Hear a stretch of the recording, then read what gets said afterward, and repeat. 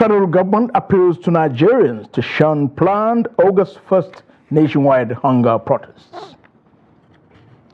Troops kill wanted terrorists in Taraba, recover weapons. Private medical practitioners and patients lament as economic downturn hits the health sector. On the foreign scene, Sudan Army Chief survives deadly drone strike. Hello and welcome to Trust News Update. I am Muhammad Kudu Abubakar. As Nigerians count down to the planned hunger protests, christened and bad governance protests, the federal government has once again appealed to Nigerians to shun the proposed demonstrations and embrace dialogue. A delegation of the federal government led by the Secretary to the Government of the Federation, Senator George Akume, and some ministers made the appeal at a World Press Conference in Abuja. Noel Sampson was there for Trust TV News. Present at the World Press Conference were the Secretary to the Government of the Federation, George Akume, Minister of Information, Mohammed Idris Malagi, his finance counterpart, Wale Edun, that of Solid Minerals, Delalake, as well as the Minister of Budget and Economic Planning, Abubakar Bagudu, among other government officials. They all highlighted some of the steps the government is taking to make life comfortable for Nigerian citizens for the citizens, saying some of the policies require more to positively impact the lives of the average Nigerian. Happy to Nigerians of whatever persuasion, belief, demography, gender and status to shun cause for protests against hunger by prioritizing peace and progress. The CNG initiative, in the first instance, recall the 1st October speech of Mr. President, 1st October 2023, where he made an initial pledge and provision of 100 billion naira in the first instance for this CNG initiative. The world over, there is this transition from fossil fuel to cleaner energy that is moving and sweeping across the world. And Nigeria cannot be an exception. On the one hand, we have come from a situation where the nation was living on debt. Every time there was a bill to be paid, it was not paid from revenue, was not paid from investment funding, but it had to be paid from debt, particularly from the central bank, and of course, that was not sustainable. That is no longer the case. President Asiwaju Bola Ahmed Tinubu believes that sentiment will not solve this problem, blame game will not solve this problem, but as other countries have done, innovation and imagination and proper appreciation that decades of underinvestment brought us to where we are can catalyze us and galvanize us and enable us to form a consensus. What we need as a nation is to allow these economic reforms and various interventions to mature through the gestation period into reality. And Nigeria will never be the same again. Nigeria will never regress again. Nigeria will be put on a solid economic platform for this and future generations. With these submissions, the government delegation is hoping that angry Nigerians, mostly youths, will shove the planned protest and give the government more time to assuage the plight of impoverished Nigerians. However, the protests barely hours away, and with no official statement halting them, this World Press Conference may just have been an exercise in futility, as promoters may have already braced up, no matter the odds, to make a bold statement that there is indeed unprecedented hunger in the land, due primarily to the government's economic policies. Noel Sampson, Trust TV News, Abuja. At the height of insecurity and economic uncertainties, Kano State government says it will not be intimidated by any group or individuals who are planning any form of protests. The acting governor of the state, Farouk Jobe, said the government will remain focused on tackling insecurity and initiating policies and programs that will better the lives of the citizens. Abdullahi Amari reports. The acting governor, Farouk Lawal Jobe, while addressing stakeholders at the government house in Katsina, underscores the importance of maintaining the fragile peace being enjoyed instead of allowing some unpatriotic citizens to jeopardize its well-planned programs in the name of protest. The governor asked residents to appreciate the federal and the state government's efforts in providing succor through various palliatives and other welfare packages, promising that they will not relent until the hardship is reduced to the barest minimum. We have listened to all stakeholders across the state, particularly the traditional rulers, the religious leaders. A lot of consultations have been taking place between government and all these interested groups. And we have now resolved to call for a wider stakeholders meeting to discuss extensively these issues. Some residents separately highlighted the significance and the constitutional rights of citizens to peaceful protest, but on condition that it will not infringe on other people's rights. People can take advantage, looting, stealing, going about doing so many things on that protest day. That's the only danger that is there. But I'm appealing, even before now, we're supposed to have educated ourselves, and that is what we've been doing. I'm not even supporting that, and it's very dangerous because there's a tendency of people use the opportunity to go and steal. If care not to be taken, people are even losing their life, which is very bad, and it's a very dangerous one.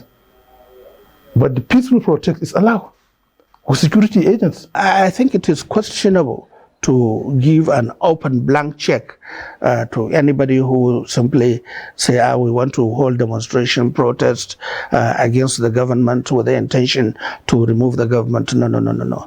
I don't think that is acceptable, whether in the name of rule of law or not rule of law. Already, the interface with various groups, associations, and other stakeholders has resulted to shelving the planned hardship protest in Kano State. Even in our religion, to partake or to protest against leaders is completely prohibited by Prophet Muhammad, because when you maybe come up with other issues in order to protest or to resist or to do whatever or to become taking a violent position in some policies of the government, that one will automatically, you don't know the end of how it will end up. Maybe it will end up, maybe even you yourself, the one that organized that protest, maybe you will be victimized, maybe to the end of maybe losing your life or losing properties. If the protest would be peaceful, fine.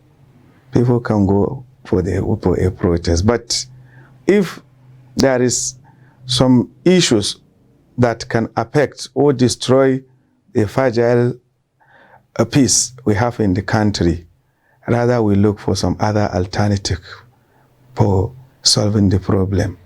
Public commentators are calling for the immediate implementation of the new minimum wage, land borders reopening, withdrawal of exchange rate unification, improved security of lives and property, and tax waivers for local manufacturers to cushion the impact of hardship being experienced by Nigerians.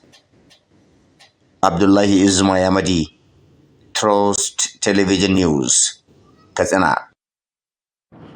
From Katsina to Kano State Governor Abba Kabir says he is ready to receive a message from youths for onward submission to President Bola Tinubu. Governor Yusuf stated this while addressing stakeholders, including members of the Kano business community and religious leaders ahead of Thursday's hunger protest across the country. The governor called on youth not to use the protest to create unrest in the state, assuring that the state government is prepared to meet and address their demands should they present same to him. Residents of Jos, the Plateau State capital, have expressed their views over the planned nationwide protest in the country.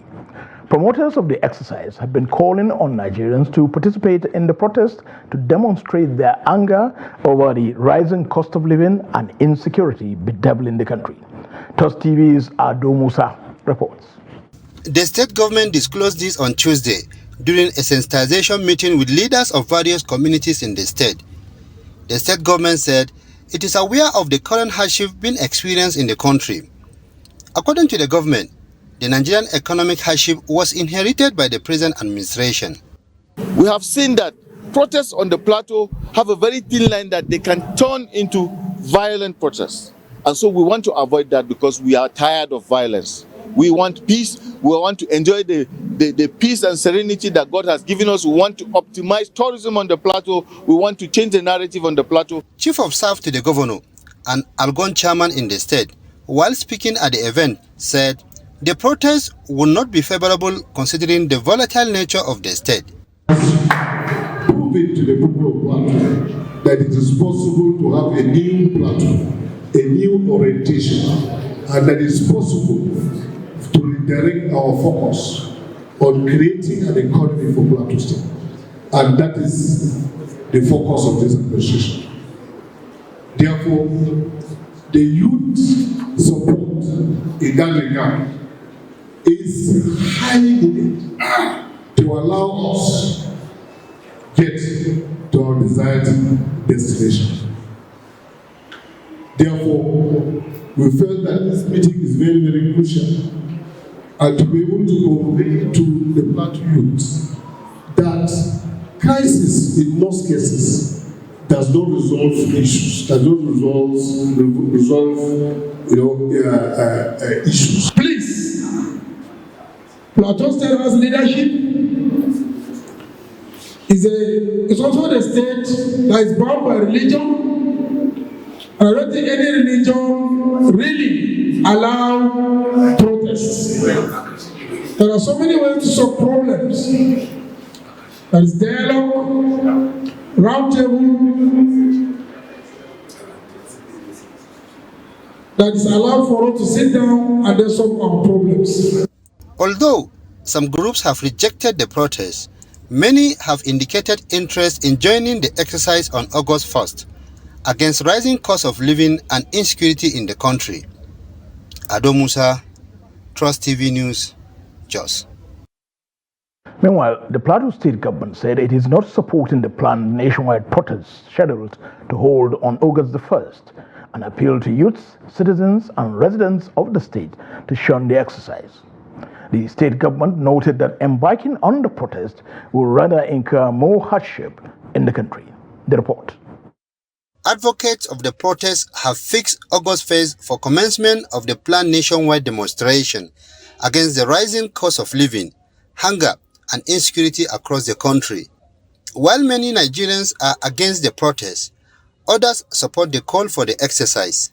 My opinion on the planned protest is that Nigerians have a right to protest.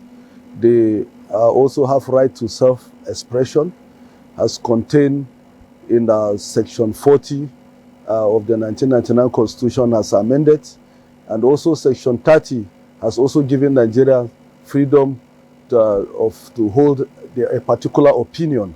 So that right is not only constitutional, it's sacrosanct. Protest is what we must do because it's what ensures good governance in democracy and is a catalyst in making sure that it has catalyzed good governance in a settings of democracy whereby we believe it's the governance of the people, by the people, and for the people. That is my take. Protest is a welcome development for masses to be able to air out their mind and the reason why they are protesting is a welcome development.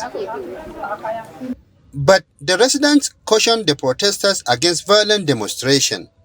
Yes, I am calling on them to be peaceful, to conduct themselves with all sense of civility and responsibility. And then they should also be organized. And then make sure that they did not litter the places and they should not carry weapons, because you cannot carry a dagger, an axe, or a knife and you call it a protest. let my fellow citizens understood that protest violently can exert or can bring external forces to link or to interfere with what we call peaceful protest. So if actually we're going to protest because we're hungry, we're going to protest because we are agitating for good governance, we should abide by the rules of peaceful protest.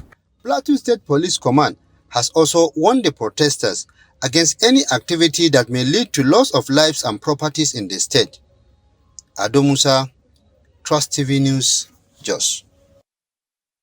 Security agencies in Nasarawa State say measures have been put in place to contain any form of violence that may erupt if the nationwide protest against hunger holds as planned. The State Commissioner of Police, Umar Nadada, announced this ahead of a mop-up exercise by joint security personnel in the state. Trust TV's Abubakar Abdullahi sent in the report as presented from our studio. Ahead of the proposed nationwide protest, security agencies and joint security have embarked on mop-up exercise and patrol across major towns in the state. Addressing journalists on the planned protest, State Commissioner of Police Umar Nadada said the exercise is to ensure hate-free protest as well as restore confidence among residents. There is proposed nationwide protest, and we have organized show of force in Lafia and other major cities of the state. So the strange number you see here are for that purpose. We appeal to all the good people of Nasarawa State to count on us and avail us with credible information that will help to reduce crime to its barest minimum in the state.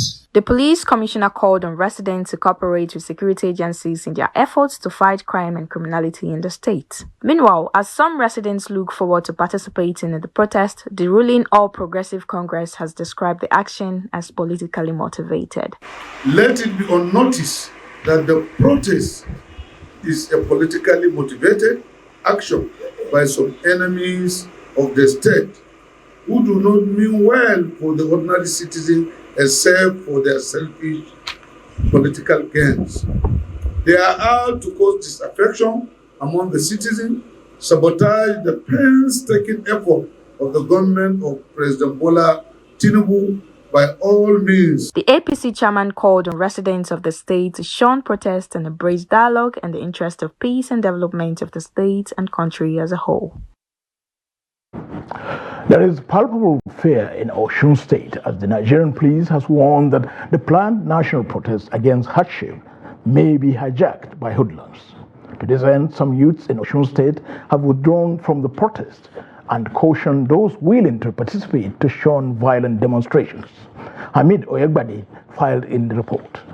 Across the length and breadth of Osun State, personnel of different security agencies are parading major roads ahead of the planned protest. They are out to assure all of their readiness to ensure the protection of lives and properties of the people. Given the warning by the police that the protest might be hijacked, youths in Osogbo said they would not join the protest. We are not overlooking the fact that we have challenges and problems in our country. Actually, we have serious challenges that need to be tackled with immediate effect. But would protests be the answers to tackling this situation? In my opinion, I would say no. Because imagine us going out there tomorrow, carrying our placards, carrying, in our numbers, we come out and we protest. Then after the protest, what happens next? There is no anything bad in engaging in protest, but engaging in peaceful one, we add value to them and to the nation at large. This week of fact, I want to admonish the youth to engage in a peaceful one if at all they want to engage, and if otherwise, they should look at other means to address the nation's issue other than protest. This protest right now, it has its good sides and it has its bad sides. And I believe that because maybe, okay, this protest wants to be good, but there are some people who also would want to incite violence to the protest, this peaceful protest. And this protest, and if such is even happening, it won't make a difference to what we actually want in the government. One of the organizations that was part of the planned protest, World Institute for Peace, says the group will no longer partake in the protest. Because those people who fell victim of the looting during the NSAS protest in 2020, they are still in that pain up to date. In fact, let me tell you, in Osun, we lost a guy, a very young guy. We lost it to that NSAS protest. The youth called on government at all levels to address the hardship in the country through people-friendly policies in order to make life bearable for the citizenry. Amid Oyegbade, Trust TV News, Oshogbo. As the nation gears up for another protest scheduled for August the 1st to the 10th, stakeholders have been raising concerns on the effectiveness of recurring demonstrations. With a history of protests in Nigeria, many are questioning the frequency of demands raised via protests in comparison to the overall impact on the well-being of citizens of the country. Trust TV's Sumaya Abubakar examines the situation. From the fuel subsidy removal demonstration of 2012 to the end SARS protest, Nigerians have over time taken to the streets to express their grievances. But as the nation grapples with hunger and the steam of brewing protest, questions are being raised about the efficacy of these actions and the consistency of the protesters' demands. With Ebun Adegboruwa and Femi Falana SAN identified as faces behind the #Ed Bad Governance protest, civil society activists say they support the protest. Whether you are coming out, for the protest or you are not coming out the protest, you are in one way or the other affected by the issues raised by Nigerians, namely the level of insecurity in the country, which is causing a lot of loss of lives to Nigerians, including security. Civil society generally are not particularly very happy with the high cost of governance that is actually prevailing everywhere across the country, with the rate of insecurity. We are not happy with the cost at which people are living at the moment because of the spiral nature of inflation. All of these things put together is affecting the enabling environment. While the hardship in the country is undeniable, there are concerns about strategic planning that guarantees that demands are met. I draw more on political education. Most of our protests have always been from an emotional backlash and not actually a structural understanding of the system. So I think that protesters should first understand the way their country works, understand the Constitution of the Federal Republic of Nigeria, and understand what exactly can mitigate the problems they are facing before they engage on the protest. Some of the Charter of Demands are quite germane, fundamental, and I think I like some of the way they were articulated. But again, if a Charter of Demand indicates that a president should suspend a constitution, then I find that quite worrisome. While urging the government to fix critical sectors of the economy that will positively impact citizens' welfare, they call on Nigerians to protest peacefully. Government is the answer to those issues that the protesters are raising. Citizens can compliment and support when they see the sincerity and honesty of government, because citizens can support government when they see government is genuine and sincere and it cares for its citizens and for the nation. So we call on every protester to ensure that everything we do is actually defined within the ambit of the law, and until that is happening, we may not get the desired response that we want to have around these demands. I call on Nigerians, especially those who decide to go for physical protest, to be responsive and responsible, to engage this protest in a non-violent, non-destructive manner, non-abusive manner. As the nation braces for the protest, stakeholders are calling on the government and protesters alike to engage in meaningful, peaceful protests and discussions to find lasting solutions to issues that prompted the protest. Sumaya Abubakar, Trust TV News, Abuja. Troops of 6th Brigade Nigerian Army Sector 3 Operation Wheelstroke have killed a wanted notorious terrorist in Tavo State. Disclosing this in a statement, the acting Assistant Director of 6th Brigade Army Public Relations, Captain Oni Olobunde Dunde, said the operation was conducted on July the 29th along Beji Afia, a border community to Ukum local government area of Benue State. He stated that the operation was part of a series of coordinated efforts by the brigade to dismantle terrorist hideouts and ensure the safety and security of residents of Tavo State. Items recovered include one AK-47 rifle and magazine, 7 rounds of 7.62mm special ammunition, 2 mobile phones, and assorted charms. The military identified the neutralized person as Odumegu, the second in command to fall fire, a leader of a notorious terrorist gang operating around Taraba and Benue states, who has been on the wanted list of security agencies. A bomb scare on Wednesday hit the Ikeja axis of Lagos State following the discovery of an improvised explosive device, IED, at the fence of the Federal Operations Unit, Zone A, on Bank Anthony Way in Ikeja, hours to the planned nationwide protest against hardship. Reports say the IED was allegedly dropped at the scene by a yet-to-be-identified person who drove to the spot in a car and zoomed off immediately after the action. It was also gathered that the suspect was first sighted by a police officer attached to the explosive ordnance depot based in Ikeja.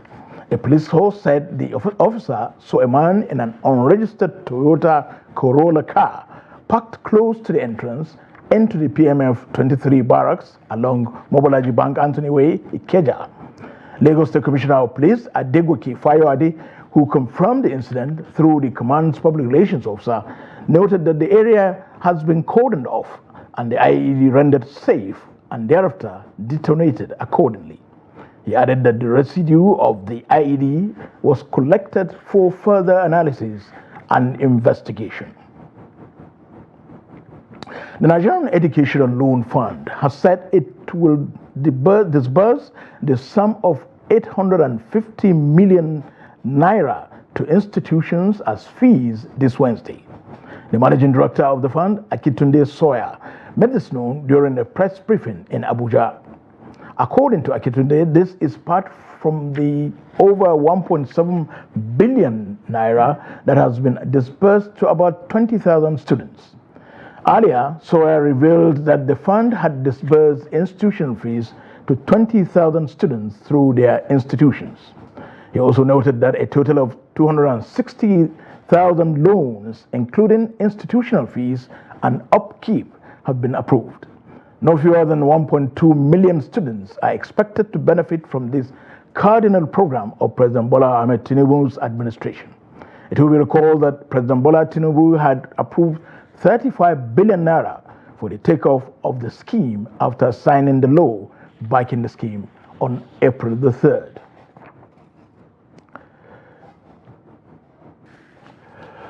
As part of efforts to boost immunization and routine vaccination among mothers in northern Nigeria, a group, New Incentives, has distributed cash incentives in Kano State under its All Babies program.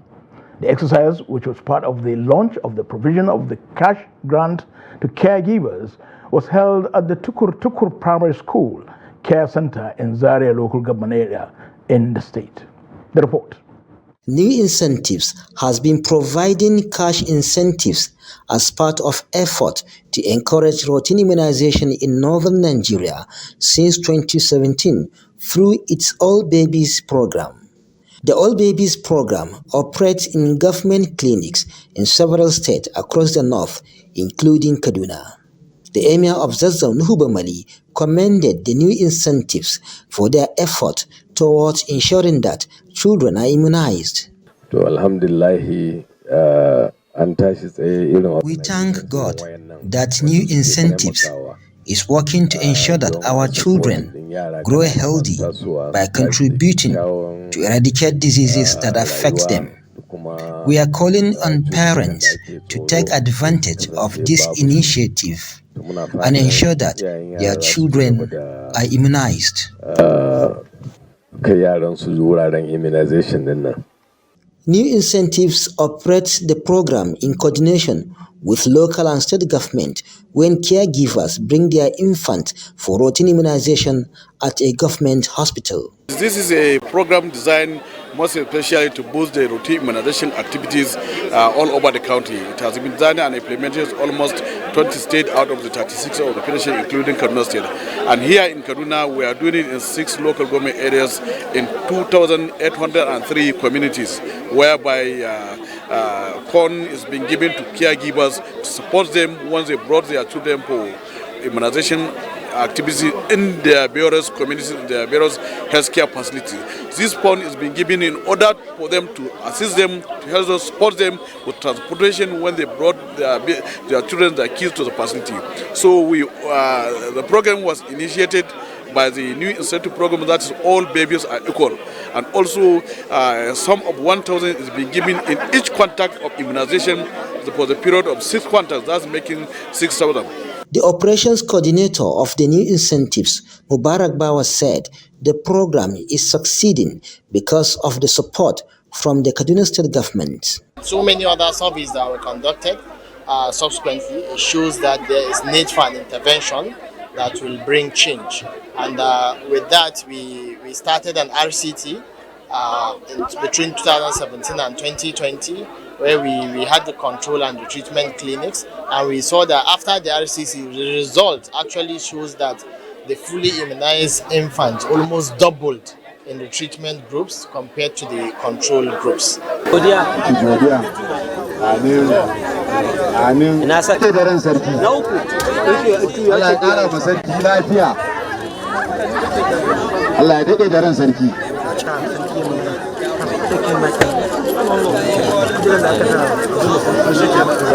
Gaskiya ni ba abin da zan ce sai dai in ce mun gode Allah saka da alkhairi. I have nothing to say but to thank them for the gesture because I've seen the benefits of immunization as it protects my baby from diseases. Parents should bring their children for immunization. It protects children from diseases. In the past, our children suffered from smallpox because we didn't take them for immunization. The program is expected to be replicated in 6 local government areas in Kaduna State. Bello Musa, Trust TV News, Kaduna. The economic downturn currently ravaging the country is taking a toll on the health sector, particularly on private medical service providers, as the cost of drugs, injectables, hospital equipment, and other consumables have increased significantly. To this end, patients are now resorting to patronizing unlicensed and low-quality healthcare centers at the risk of their health. The report.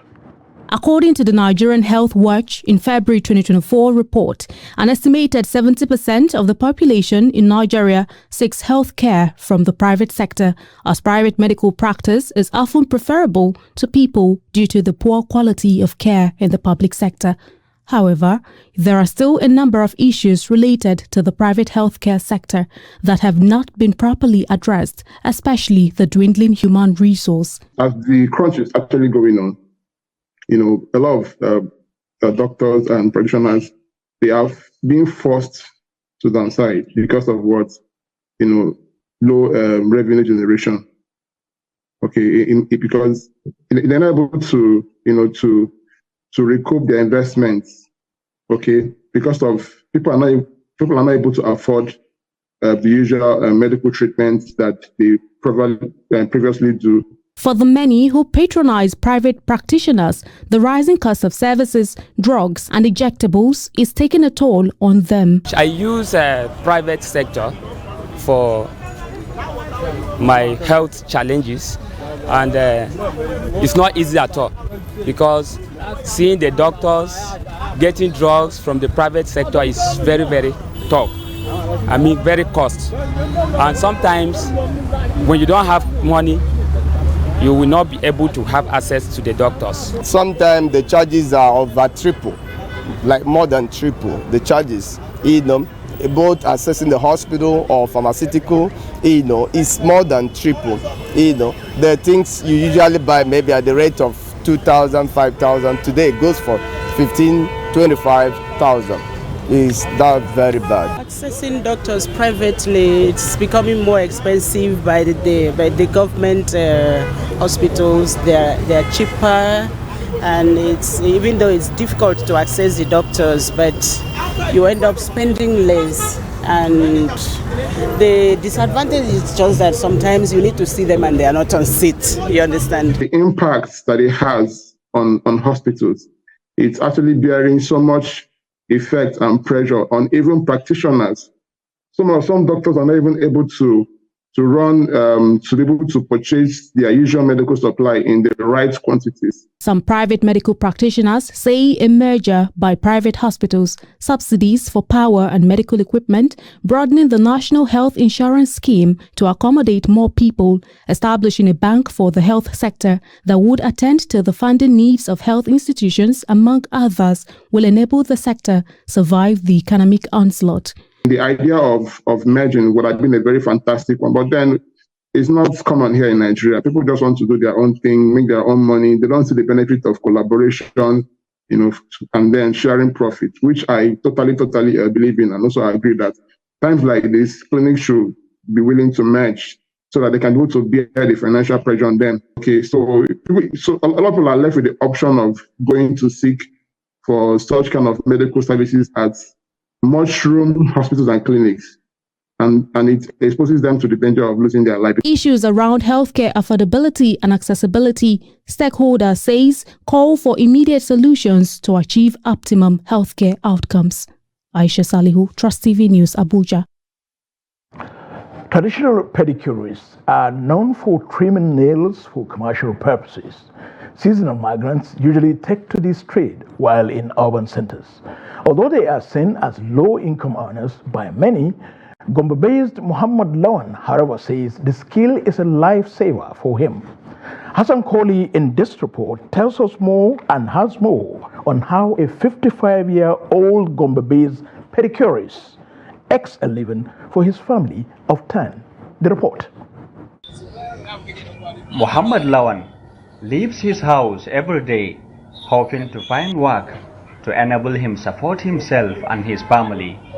Muhammad, 55-year-old, traverses the city of Gombe on foot in order to work and make a living.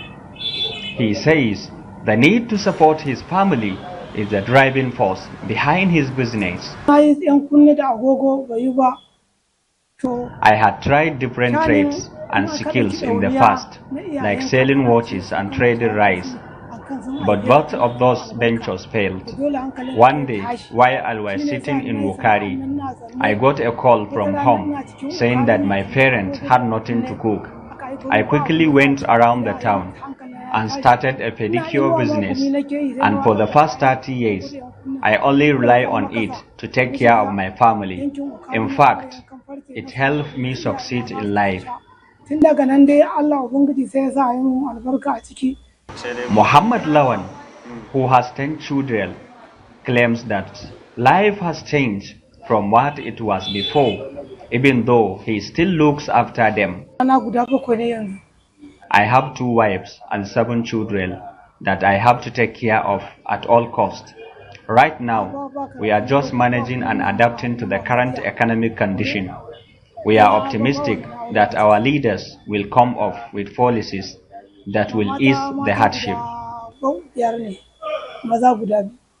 Muhammad believes that with the level of hardship occasioned by the economic downturn in the country, people have a solution on their hands by working hard and being committed to their daily endeavors while hoping for divine intervention. From Gombe, Hassan Kohli reporting for Trust TV. Adama State government says it has received fertilizers from the federal government for onward distribution to farmers for the 2024 farming season. The State Commissioner for Information also told journalists in Yola that the state is yet to receive the 20 trucks of food items allocated to it by the federal government. Gibson Sodigo filed this report from Yola. The State Commissioner for Information deploys the mechanism put in place to help farmers and residents overcome the present hardship they are going through. He explains that the state government has received fertilizers from the federal government, but still waiting for the 20 trucks of food items. The government of Adama State has been proactive in distributing relief items to the people of Adamawa State over time within the limit of its resources. The government also acknowledged the receipt in part of fertilizer allocated to Adamawa State government, and distribution of some is ongoing, and as they keep arriving together with the ones procured by the state government. The Adamawa State government is yet to receive the purported 20 trucks of food items allocated by the federal government to the state. The state government expressed worries over the planned nationwide protest, but reminds citizens of the need to protect both private and public properties.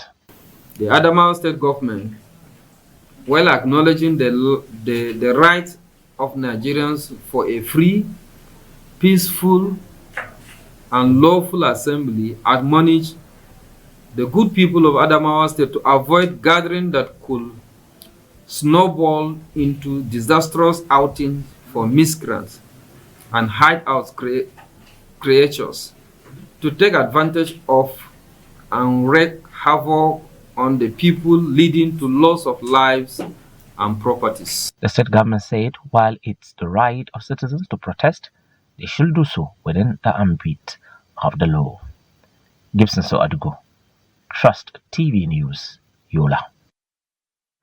Leaders of other Arewa communities in Lagos and Ogun states have urged members of their communities to shun the planned protests and adopt dialogue and other peaceful approaches to communicate their grievances to the relevant authorities. Speaking at several meetings organized to sensitize the Hausa and other Arewa people living in Lagos and Ogun states on the need to avoid participating in the hunger protest, the leaders warned members of their communities that the protest may turn violent, considering the current situation in the country.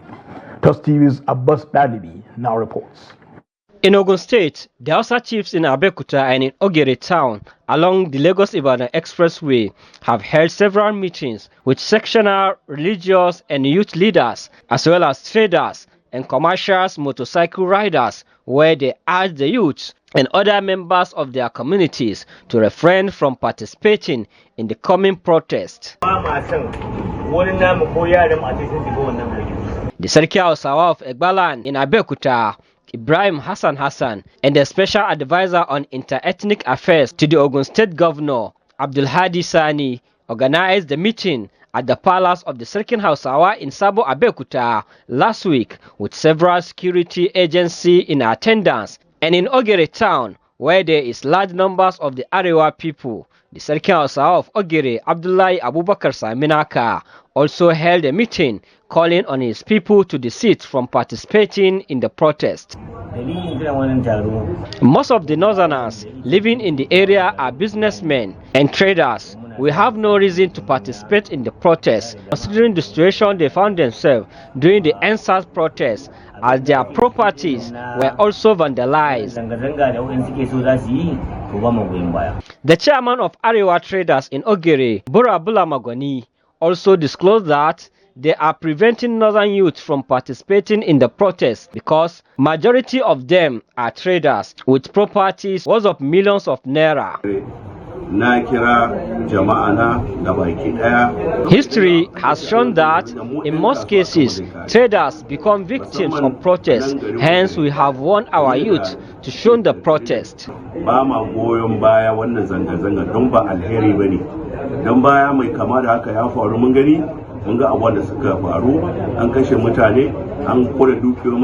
Similarly, the imams of several mosques in Lagos and Ogun State during their last Friday sermon focused on the issues surrounding the protest, calling on their followers to shun the demonstrations. Because of the current situation of our nation, we know how our nation is, and moreover, protest has no basis in Islam. That's on one side, and the second thing is, even if it has, in our ummah, they are not in a good direction or in a good mood for protests or such protests. We know how our youth engage themselves in many atrocity lives like drugs, like thieves, robbery, and other bad means, and then cultisms and others. So if you call general protest, there's a bad ways, or there's a lot of things can come in, and then instead of you to get the better, you get the worse.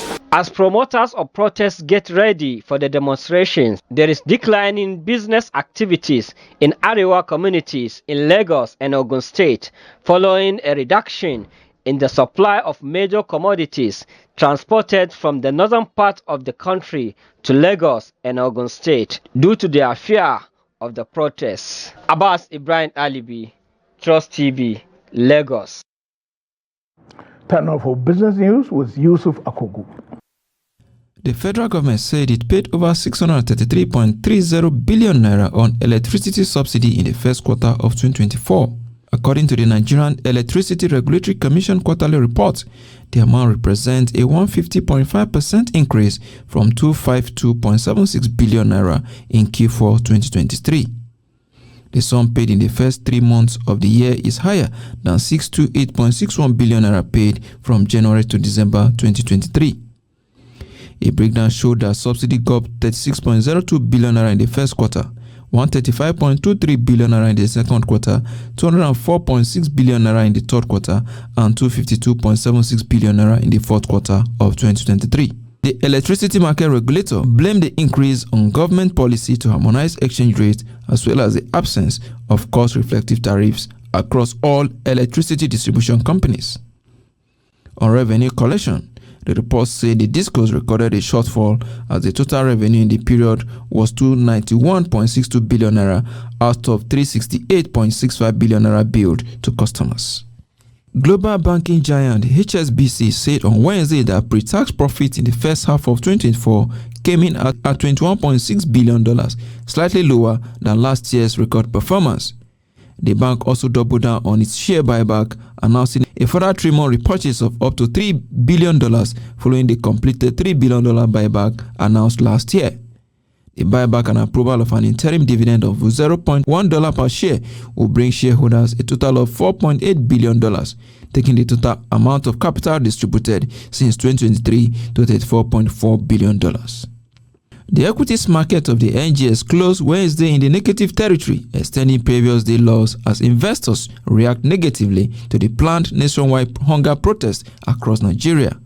Leading the top losing equities there is SOA Motors, down 9.77% to close at £1.94 per share. Of course, Conhop PLC also down 9.72% to close at £1.30 per share. Of course, Omatech also ended on the negative side of the market, 9.68% it lost to close at 56 kobo per share. Of course, this has dragged down the market downward by 0.09% in terms of volume of trade. 1.84 billion volume of shares were traded, valued at 23.113 billion naira in a days of 10,847 did exchanges among investors. Of course, the top trading equities in terms of volume, Fidelity Bank Nigeria PLC lead that table there, 1.330 billion shares traded, followed by Zenith Bank 83.109 million shares. Of course, Veritas Capital 45.371 million shares. It also traded as well. Some equities also recorded gains. Leading that table is IMG. IMG gained 10% to close at 14 naira and 30 kobo per share. Of course, UPL also up there, 10% it gained to close at 2 naira and 42 kobo per share. Of course, Veritas Capital also gained 10% to close at 99 kobo per share there. Now let's see the global stock market and exchange rate data for today.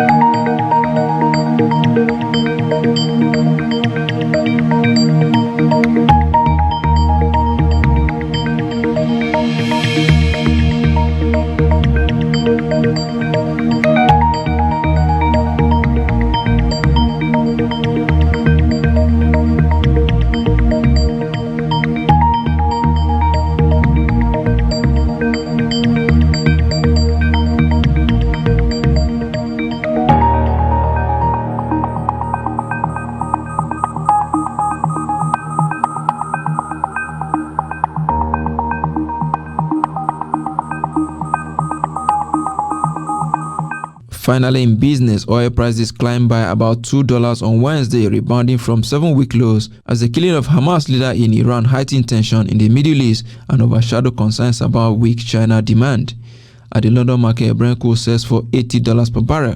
For the oil basket, price steadies at $80 per barrel.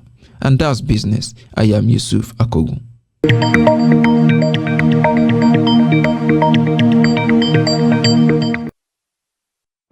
On the foreign scene, Sudan's military says its top commander, General Abdel Fattah Burhan, has survived a drone attack on a military graduation ceremony that killed 5 people in the east of the country. The military said in a statement on Wednesday that the attack by 2 drones took place in Gebat, a town in the eastern Sudan, after the ceremony ended.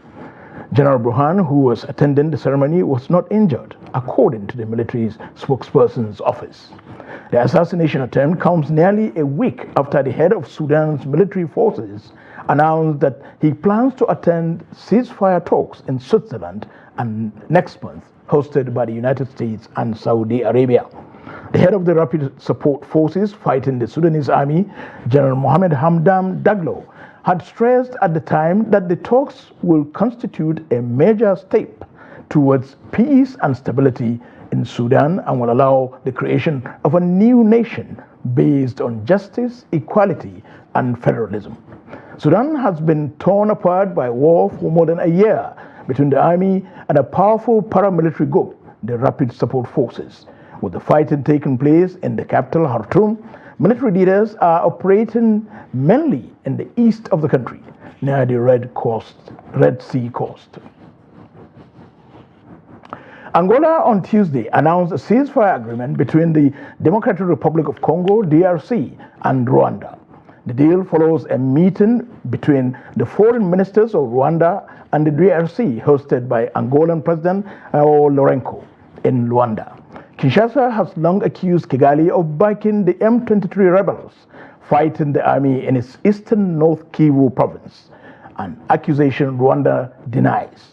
A report commissioned by the UN Security Council found that between 3,000 to 4,000 Rwandan soldiers have been fighting alongside the M23 rebels, adding that Kigali had de facto control of the group's operations. This latest suspension of hostilities is due to come into effect from midnight on the 4th of August, as a partially respected humanitarian truce between the M23 rebels and the government forces expires. But it is not yet clear which parties have agreed to down their arms. Time now to join Emmanuel Fashemi on latest in sports. Nigeria's Super Falcons on Wednesday failed to fly in their final Group C match in the Paris 2024 Women's Olympic Football Tournament.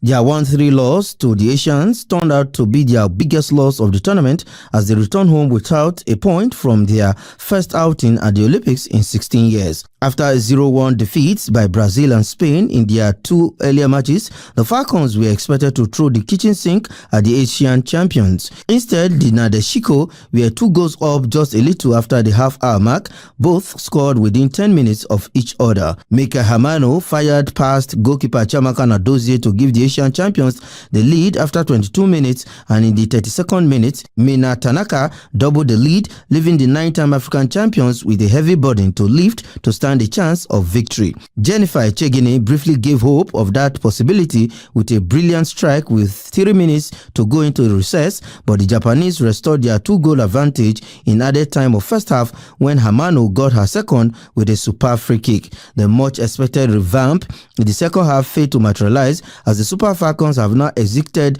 the Women's Olympic Football Tournament in France without a single point and scoring only 1 goal in 3 matches. In the other match of the group, world champion Spain defeated Brazil 2-0 to top with 9 points, followed by Japan with 6 points, Brazil 3 points, while Nigeria finished at the bottom of the standings on 0 points. And that is sports. I am Emmanuel Fashimi. Sports news concludes this edition of News Hour on Trust TV. Do not forget to follow us across all our media platforms and join our YouTube live stream for more news, programs, and documentary. Thank you for watching. I'm Muhammad Kuda Abubakar.